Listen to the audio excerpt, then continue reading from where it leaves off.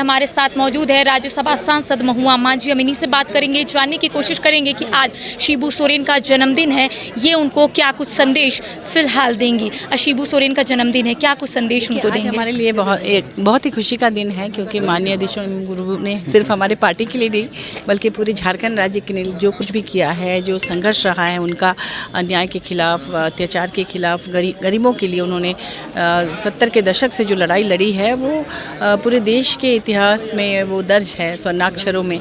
और आने वाले दिनों में अभी जिस तरह से उनके नक्शे कदम पर चलते हुए उनके सुपुत्र माननीय मुख्यमंत्री हेमंत सोरेन जी काम कर रहे हैं, तो मुझे लगता है कि झारखंड जो सबसे पिछड़ा राज्य माना जाता रहा है वो देश का अग्रणी राज्य बनेगा।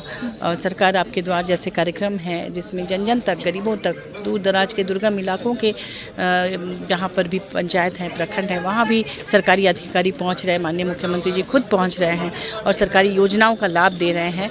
चाहे किशोरी समृद्धि योजना हो, फूलो झानो आशीर्वाद योजना हो, पलाश ब्रांड है, फिर मुख्यमंत्री सृजन रोजगार वाला जो स्कीम है वो, और पलाश ब्रांड के माध्यम से एसएचजी ग्रुप को रोजगार से जोड़कर उनके मार्केटिंग की व्यवस्था करना, जो भी सामान वो बनाएंगे, तो तरह तरह की योजनाओं के माध्यम से वो झारखंड को सशक्त करना चाह रहे हैं। शिक्षा के क्षेत्र में भी बहुत सारे गरीब बच्चों को उन्होंने विदेशों में भेजा है और आगे भी उच्च शिक्षण संस्थानों में पढ़ाने की व्यवस्था वो कर रहे हैं।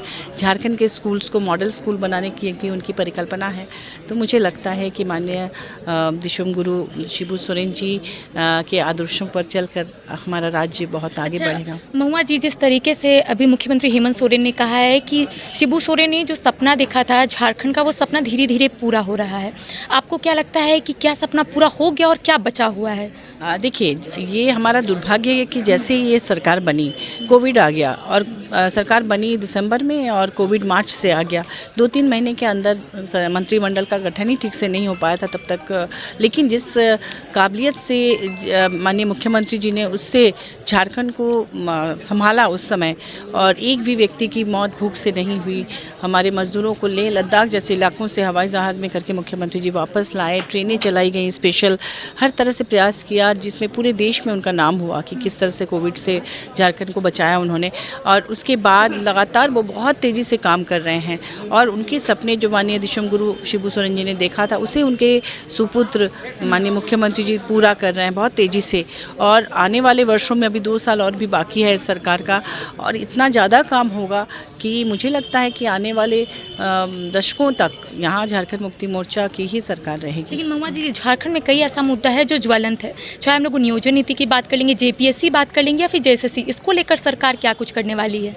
देखिए, नियोजन नीति को लेकर आपने देखा होगा कि माननीय मुख्यमंत्री जी ने तो प्रयास किया था रोजगार से उनको नौकरी देने का, लेकिन माननीय न्यायालय ने उसे निरस्त किया। तो दूसरे रास्ते वो निकाल रहे हैं, और भी विकल्प हैं। उन्होंने कहा है कि किसी को घबराने की ज़रूरत नहीं है, हम सभी को रोजगार देंगे, और नौकरी के साथ साथ जो लघु उद्योग है उसे भी आगे बढ़ाने के लिए, उन्हें बढ़ावा देने के लिए बहुत ज़्यादा काम हो रहा है। कैबिनेट से पहले का जिक्र हो रहा था, झारखंड मुक्ति मोर्चा की ओर से एक प्रेस कॉन्फ्रेंस रख के तमाम चीज़ों को कहा गया था कि कैबिनेट से पहले नियोजन नीति को लेकर जो स्टैंड है वो क्लियर हो जाएगा। कैबिनेट तो पार हो गया, लेकिन अभी तक सौगात नहीं मिल पाई स्टूडेंट्स को।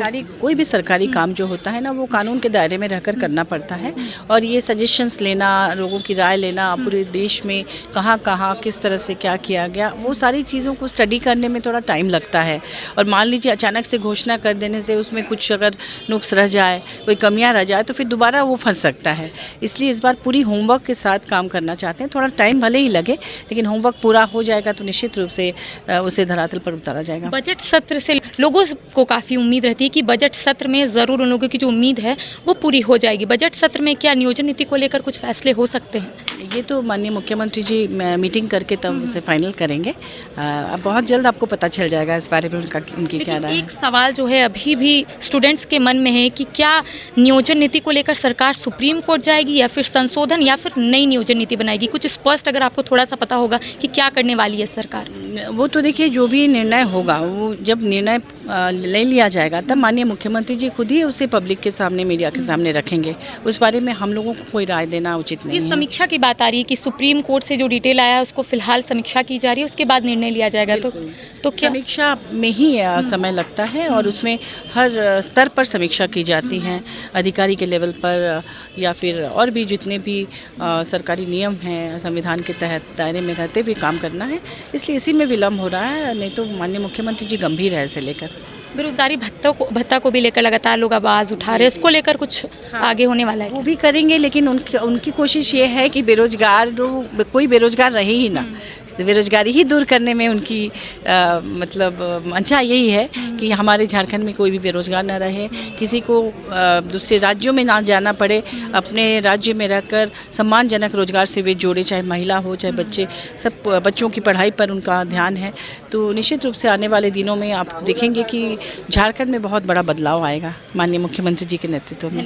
तो इस वक्त हमारे साथ मौजूद थी राज्यसभा सांसद महुआ मांझी, जिन्होंने सीधे शब्दों में कहा है कि नियोजन नीति को लेकर सरकार प्रतिबद्ध है। तमाम चीज़ों की समीक्षा भी हो रही है कि सरकार आगे क्या कुछ स्टैंड लेने वाली है। इनका कहना है कि जो बेरोजगारी भत्ता का बात सामने आ रहा है, तो सरकार नहीं चाहती है कि बेरोजगारी भत्ता दे, इसलिए नहीं चाहती है क्योंकि सरकार चाहती है कि कोई भी बेरोजगार ना रहे, सबको रोजगार मिले। कैमरा पर्सन राजा के साथ करिश्मा। वेलकम टू चाचा मामा दंगल। हास्य अदाकार संजय मिश्रा से गुजारिश है कि वह अखाड़े में कूदे और फुलटूस को ट्रॉफी से नवाजे। लगता है समाधि ले ली।